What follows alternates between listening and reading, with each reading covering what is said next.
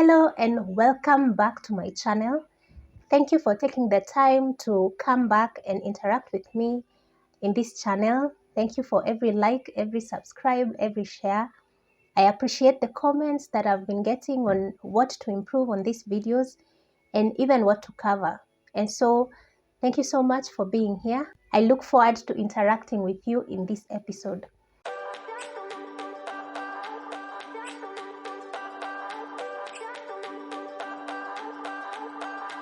So today we want to do a sort of wrap around matters self-esteem. We began with Edith's interview on her journey with self-esteem. Last week I did something on cultivating self-worth and what this means for our self-esteem. And the reason I am very passionate about this topic is that self-esteem directly affects our mental health, and I am very passionate about matters surrounding wellness and mental health. So today we are going to begin by defining self-esteem. We've been talking about it without defining it. So I thought it's important to know what is this self-esteem that we keep regarding to. Maybe someone is sitting there and you don't know what I am referring to when I say self-esteem. So how do we define self-esteem? What is it? So self-esteem is the value that we place on ourselves. It is how we view ourselves. Do we regard ourselves highly or lowly? So if you have high self-esteem, you regard yourself as someone who is worthy, someone who is valuable. If you have low self-esteem, it is the opposite of that. You regard yourself as someone who is not worthy, that you have a sort of low value and all that. Is perceiving that we are appropriate to life and its requirements. So it is viewing that we are enough as we come to this life, that nothing needs to be added to us to give us that value, that our value cannot be added or reduced. So we view ourselves as valuable and enough to this life and all the requirements of life.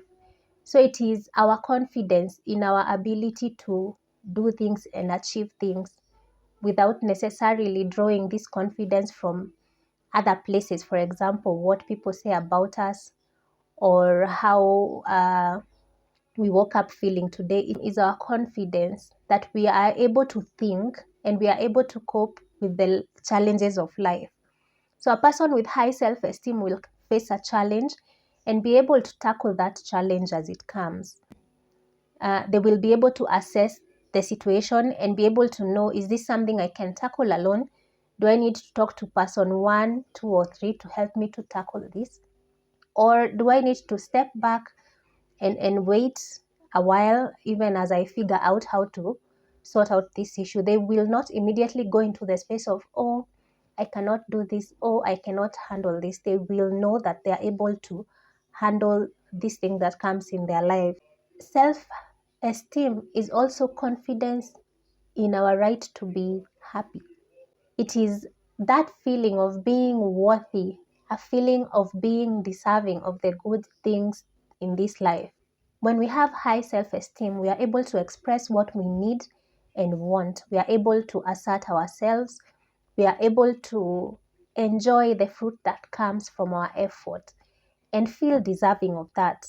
So now that we have wrapped around that, don't you think that having high self-esteem is a good thing? I personally have struggled with low self-esteem in my life a couple of times. It is something I have to keep assessing myself in many situations so that I know that at any given point in my life, am I operating at the highest level of self-worth? Am I operating from my default, which is to maybe return to the place of not believing that I can do something? Or am I challenging myself beyond that? Now, knowing that you have low self-esteem is the first step in working on towards cultivating high self-esteem. So it is important to know where you are in this journey, and that is why I want us to tackle some of the signs that you have low self-esteem. So how does low self-esteem manifest? One of the signs that you have low self-esteem is if you joke about yourself in a way that is degrading, in a way that doesn't really put your best, doesn't show that you value yourself. So people with low self-esteem will tend to joke a lot about themselves in a negative manner. They joke to make it a bit less awkward, but even if it is not joking, these people will tend to talk about themselves in a negative manner. Another sign of low self-esteem is overly concentrating on your negatives. We all have good things and bad things. We all have strengths and weaknesses. But if you find that 90% of the time you're concentrating on the things that you're not good at, the things that are not working out in your life, then you might be suffering from low self-esteem. It is always good to acknowledge you have weaknesses. That is healthy. It is good to acknowledge that you make mistakes. That is okay. But when you overly focus on your mistakes and your weaknesses, then that is a sign of low self-esteem. For someone with low self-esteem, what do you think they do when things go wrong? They will tend to blame themselves, even when it has nothing to do with them. So you will find them making statements like, maybe if I had done this, then this wouldn't have happened. Or it's my fault that this and this happened. So people with low self-esteem tend to take the blame for things that happen on themselves. And then this leads to a lot of guilt and feeling very sad and burdened. Another sign that you have low self-esteem is thinking that you do not deserve what you have. So whenever something good comes up, you tend to think that other people are more deserving of that thing than you are.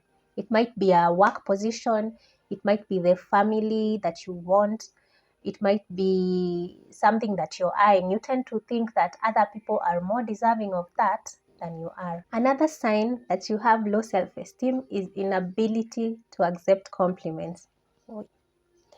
And I fall here in this category. Compliments are very awkward to you. When someone gives you a compliment on something, you are not able or sure what you're supposed to do with it. And maybe you will be quick to dismiss it. You will not let yourself enjoy that moment when you're being appreciated or when something about you is being appreciated. Another sign of low self-esteem is avoiding challenges or avoiding challenging situations. Now, because you have a low value of self, because you see yourself as a lesser person, then you avoid situations that challenge you because you're afraid to fail. If you find that every time there's a challenge in your life, your automatic response is running away from that challenge, then you might be suffering from low self-esteem. And the last sign that I have on low self-esteem is lashing out or becoming aggressive, especially when you deem that someone will criticize you. You lash out so that you're defending yourself before they say something negative about you. So lashing out and aggression is also a symptom of low self-esteem. Let me know in the comment section if you have any other signs of low self-esteem I might have left out.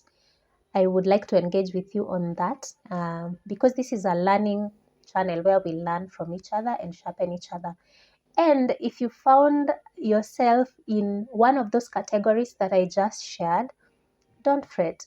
We're going to go through the effects that low self-esteem might be having on your life.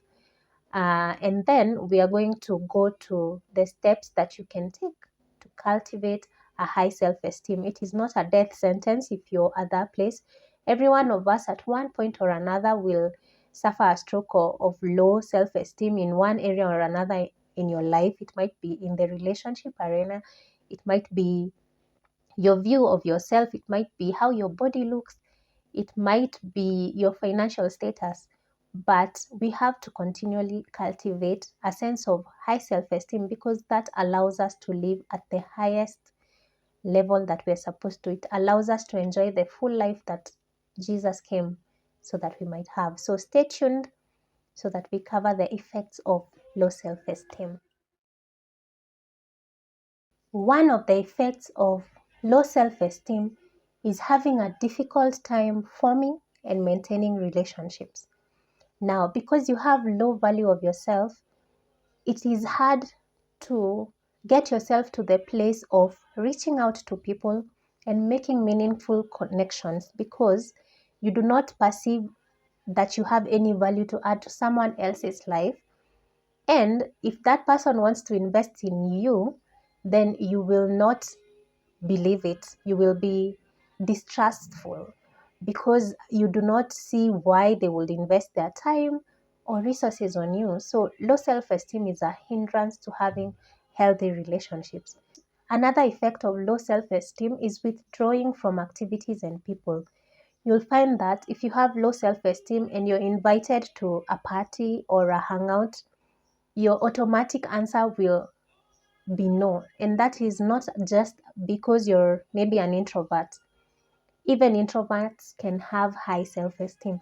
But if you're withdrawing from people and activities because you find these situations very awkward and you don't want to be there and talk about your life because you don't view as though your life has anything good that is worth talking about, then you might be suffering from low self-esteem. It is good to know where the boundary between being an introvert and having low self-esteem goes, because as I said, even those who enjoy spending their time alone can have high self-esteem, and there is a social need even for introverts. But if you find that every single time you don't want to be around people, and when you are, you're extremely uncomfortable and you want to run from that situation, then that might be the effect of low self-esteem on your life. Another effect of low self-esteem is focusing either too little or too much on your appearance. So if you have low self-esteem, you will either not try and just appear anyhow, anywhere, and you won't care about it, or you will be a perfectionist about how you look. So you will be uncomfortable if you're caught probably without your makeup, or the things that you deem necessary for you to present yourself to people. So low self-esteem goes both ways. It will either affect you by you being a perfectionist about how you look, or you not caring at all about how you look and hence making no effort to look good. If you have low self-esteem, you will avoid any situation that puts you in a place where you're being compared to other people. So if it's at work, you will avoid any project that requires either you to prove that you're better than someone else, or any challenge that requires you to prove yourself. So you won't be going for those jobs that you have to compete with other people to get. Things like pageants and all that are not for you. If there are competitions, maybe to prove maybe your work is better than someone else's, you will tend to avoid everything that might put you in a place where you're being compared to other people. This in turn will mean that you miss out on opportunities, because sometimes life is competitive and um, we have to push our way to success many times. And this might mean even putting yourself in a position where your work is being judged against that of other people, to see if you're worthy of being given a certain promotion or something of the sort. The other effect of low self-esteem is body image issues, not being comfortable in your own skin, not liking yourself as you are, not accepting the things that you cannot change about yourself and embracing them. So that is how it affects you.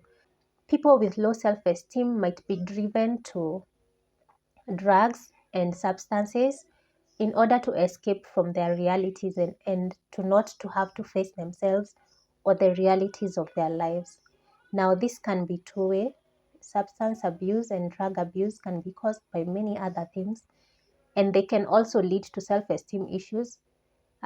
So it is a very complex relationship, but one of the effects of low self-esteem can be going to drugs and substances. And this might also be because when you have low self-esteem, you're very prone to peer pressure.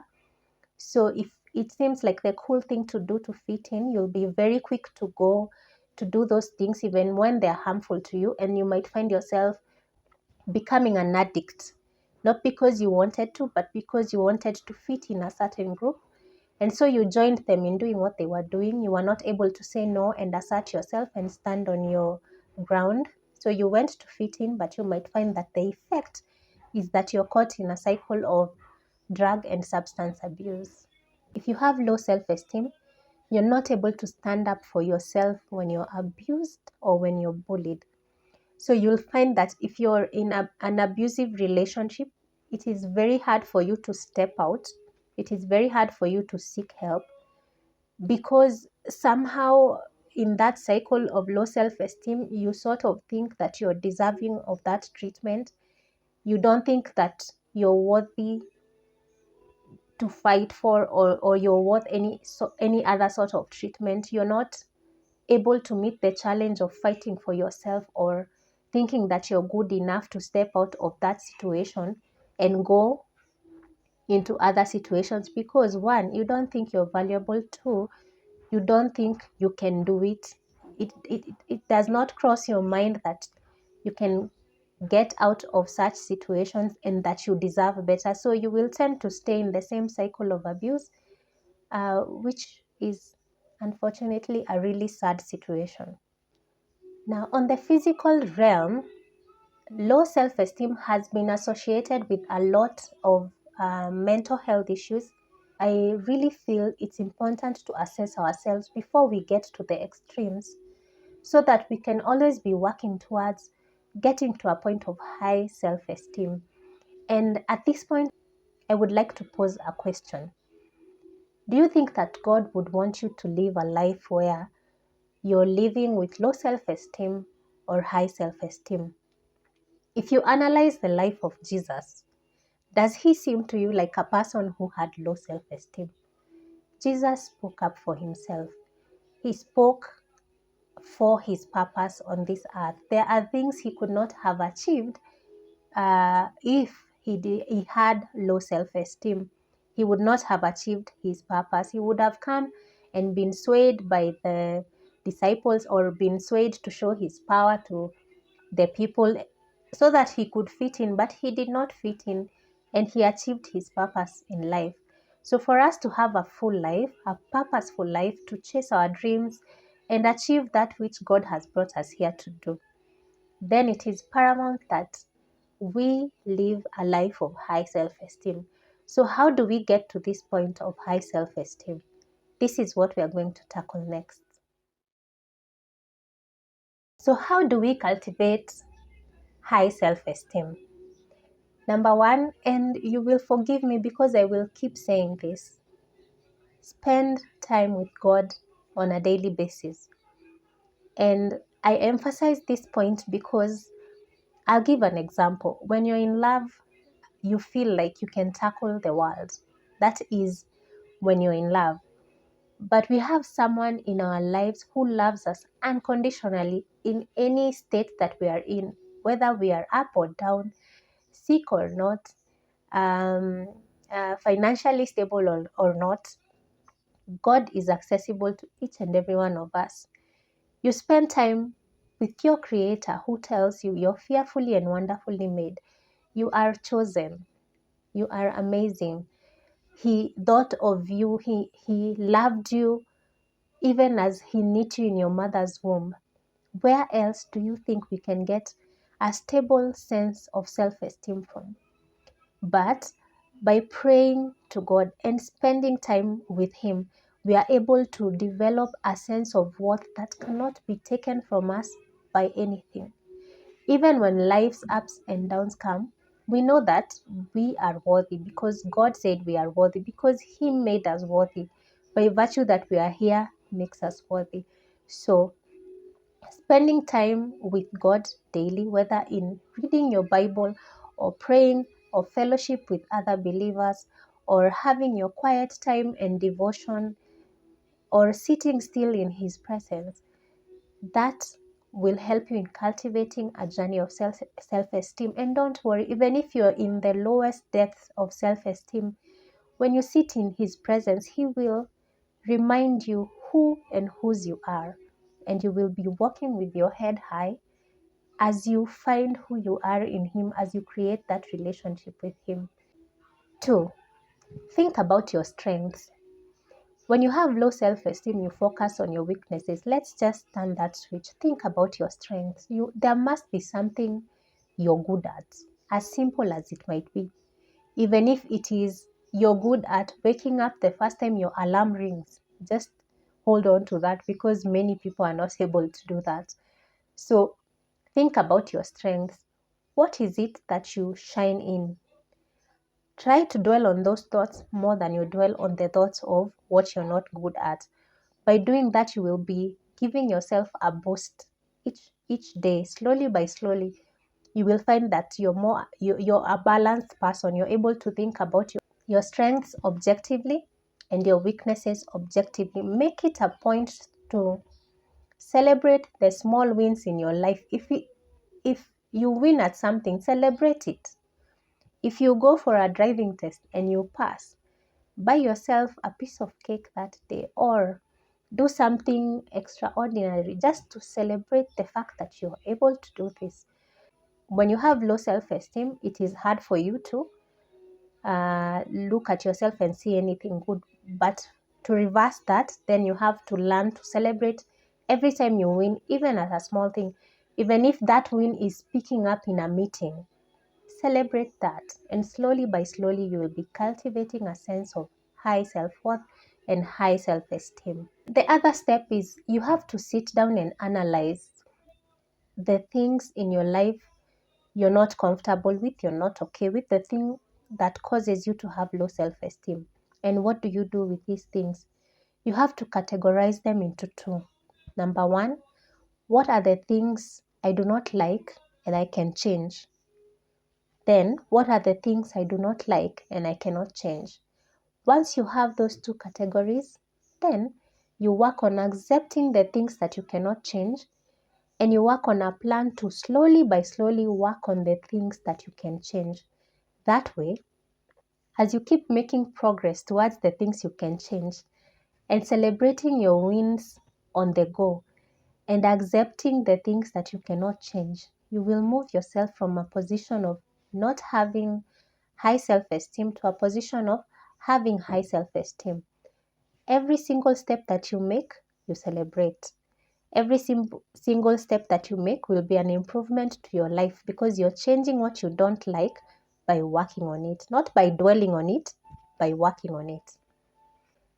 Now, this other one is a bit tough because sometimes thoughts just creep up on us.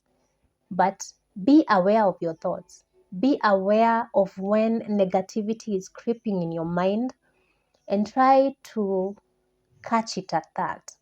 So when you find that your thoughts are becoming very negative, probably, I'll give an example. You're in a meeting and your work maybe is being critiqued, and you find that in your mind your thoughts are becoming more of it's all my fault and all this. Try to catch yourself and then try to reverse that, because we are working on changing your mindset. Try to think, it is my work being critiqued. That doesn't define me. My work doesn't define me. My mistakes that I made don't define me. Let me see how I can use this critique to better my work, or let me see how I can speak up for myself and clarify if I feel that the judgments that are being made about my work are unfair.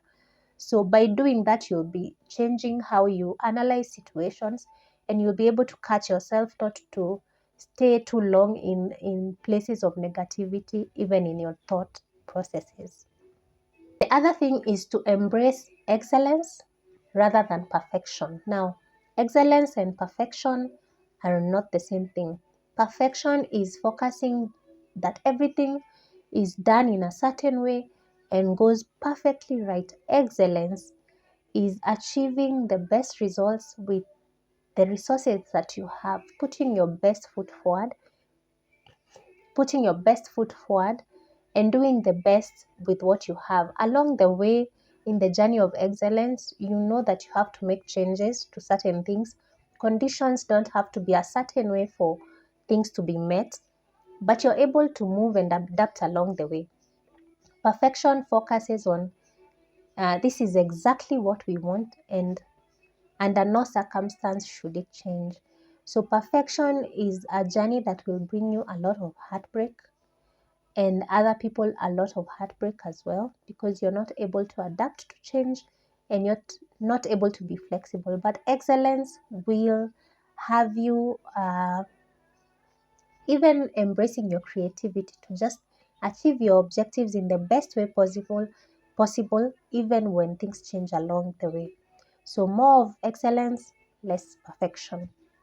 The other thing is to embrace your mistakes and embrace your imperfections, but without letting them define you. Now, this means if you make a mistake, you own up to it and you try to rectify it as best as you can. It means you know you're imperfect in a certain way. There are things you're not good at. You accept that, you embrace it, but you don't let it define you. If you fail, then it means you're not a failure. It means you failed once. So you can try again and be better. You see the difference? Failing does not make you a failure, but failing means you have an opportunity to try again and become better.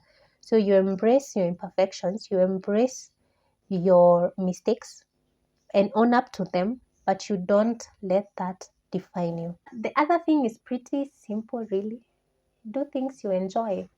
Figure out what it is that you love to do and do that. Do more of that. Allocate time to, if you're a bookworm like me, read books that you enjoy, even if no one else is doing it. If you enjoy it, just allocate time and do it. By doing that, you're telling yourself that you are worthy, that you are deserving, that your hobbies, how God made you uniquely, you're appreciating yourself for how you were made. So spend time doing things that you love. Decide on that, prioritize that, slot some time in your life for things that you enjoy doing. You don't have to do it with other people, but if you like that, then you can. And by doing that, you will be well on your journey to a high self-esteem. The other one is a social one. It's about your friends. Stay around people that build you up. That is very key, because sometimes low self-esteem can even stem from the people you hang around with. If they are always putting you down, it can worsen your situation and make you withdraw even further. And so one of the other things you can do is to stay around people that build you up, people that when you share your challenges, they will help you rise above them. When you share your wins, they will celebrate them with you. So find yourself some people around you that support your dreams and that help you to move forward in life. The other one is exercise. Exercise is a really good and healthy way to build your self-esteem. I find that when you exercise, you're in touch with your body, with yourself. You're able to know this is me, this is who I am. And as you exercise, you're able to learn to love yourself, flaws and all. So exercise is a good way to build your self-esteem, and it also keeps you physically healthy and fit. The last one I have here is volunteer. This may seem quite weird, but I find that when you help other people, there's a surge of goodness that fills you, that will also be a seed in your own life. When you help another person, then you feel good about yourself. So I find that volunteering, whether in church or in places that have social impact, or for something extra at work, can put you in a good headspace to feel good about yourself. Thank you for tuning in. Bye.